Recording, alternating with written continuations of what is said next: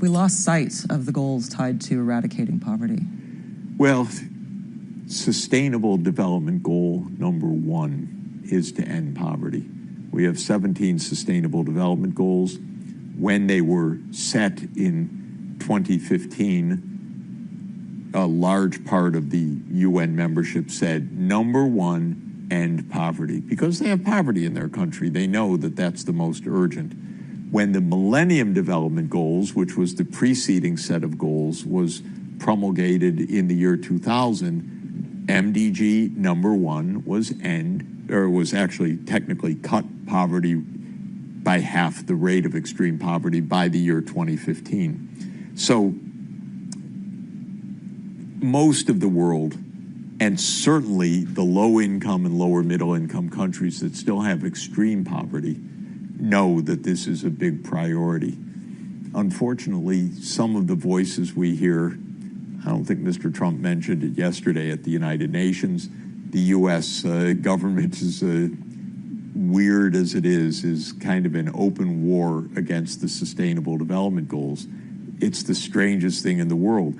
The goals are easy to ignore if you want to ignore them. I don't recommend it, but they're easy to ignore. But to go to war against sustainable development, not, in my mind, a great idea. But that's actually where the U.S. is. In terms of the actual situation on poverty, depending on what number you use, you might say 1 billion out of the 8 billion people are still in a pretty extreme situation. It's arguable, it could be more. I don't want to argue with anyone that says it's more, because by some metrics it is.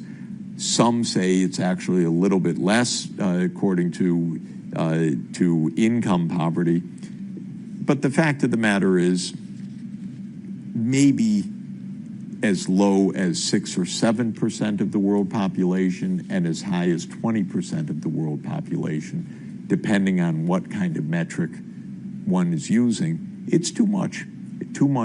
And then there's relative poverty. The U.S. has a lot of poverty that wouldn't be deemed to be extreme from the point of view of the poorest places in the world, but it's a lot of suffering in the U.S., and it means shorter lives and of course, more hardship. And so this issue deserves a lot more attention, but so many issues do, by the way. War and terrible waste of time on a lot of things take our attention away from what we really should be solving.